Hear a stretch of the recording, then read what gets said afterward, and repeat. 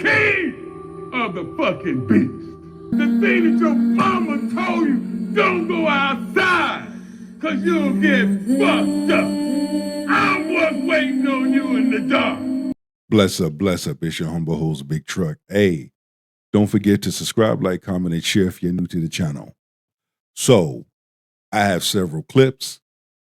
Every athlete has something in common, a main common thread. You want to know what that is? Grab your shoulder pads and your helmet, and let's get this work. Hey, y'all, come look at this. Prescott and his fiancee have called off their engagement just a month before the wedding, and we've got all the details. I'm Michael Babcock, and this is Open Mic. The Cowboys star quarterback and Sarah Jane Ramos, who started dating in 2023 and then got engaged in 2024, have called off their engagement just weeks before they were set to tie the knot.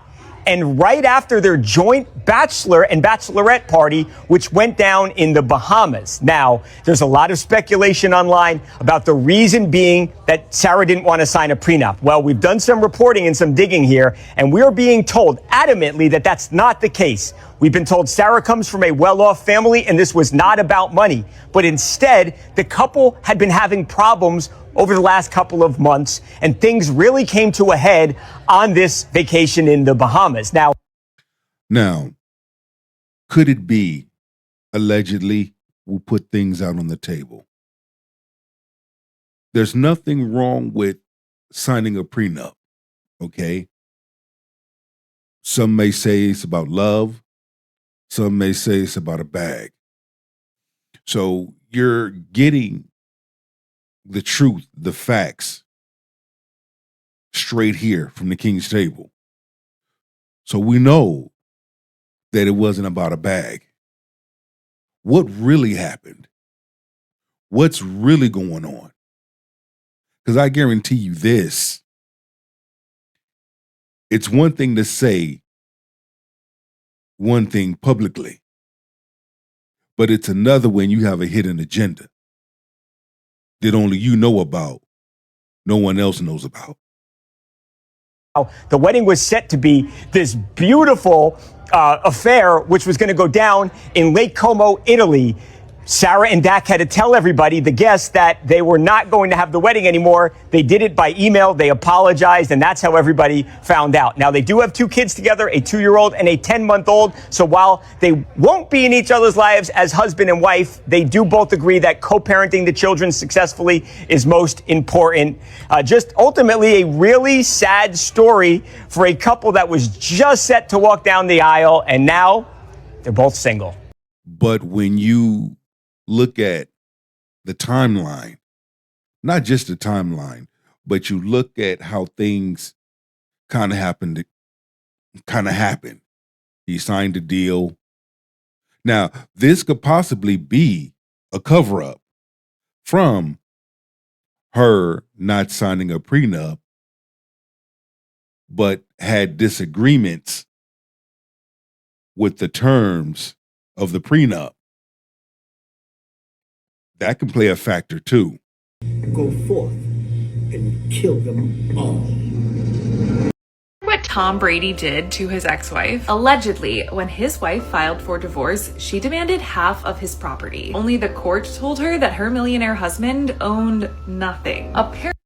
Now, in regarding my man Tom Brady, I do understand from one athlete to another, this game of football we play, sometimes it's hard to walk away, number one. Number two, when you play, it's about your value, okay? And this is where a large number of individuals don't get it, don't understand. Your value go up and you create more asset for yourself. Just like Aaron Rodgers. Large number of people saying Aaron Rodgers should retire. He should have walked away a long time ago. No, you know what he's doing. And when you put yourself in a position like that,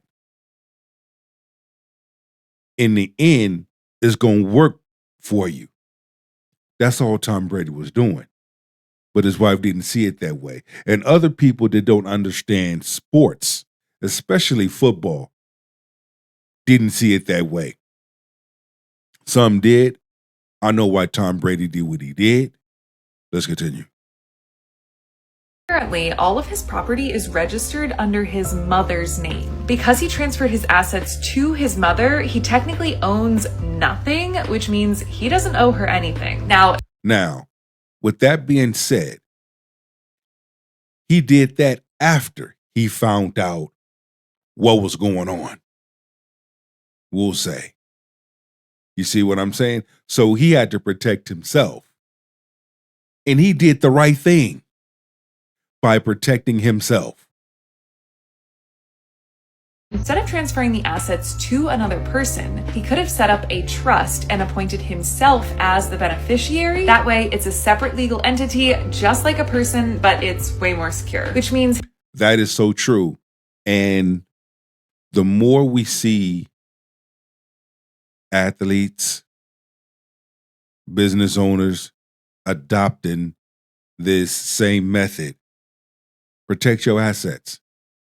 Now you'll know if a person loves you for you or loves your money.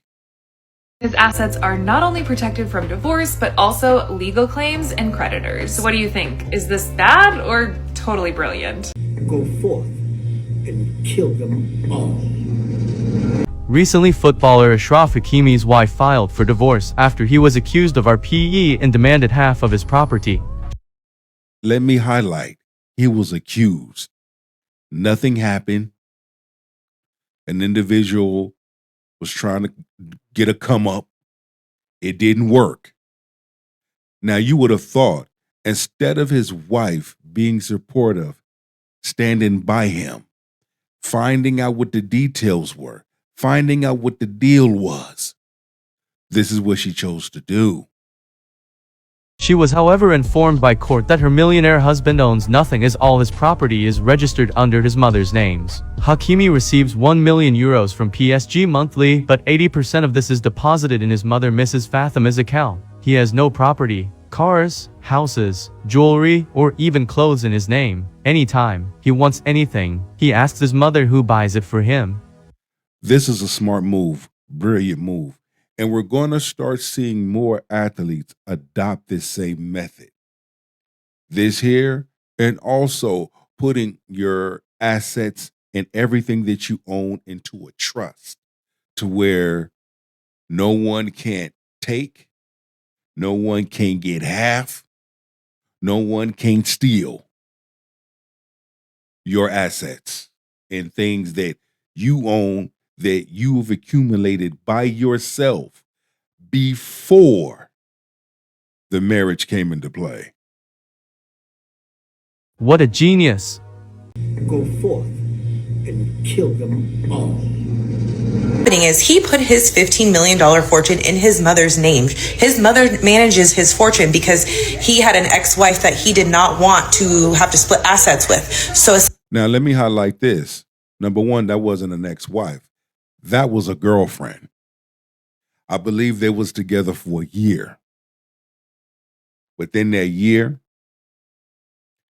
what he've accumulated and also securing the championship, she felt that she was entitled to half of his earnings for that year.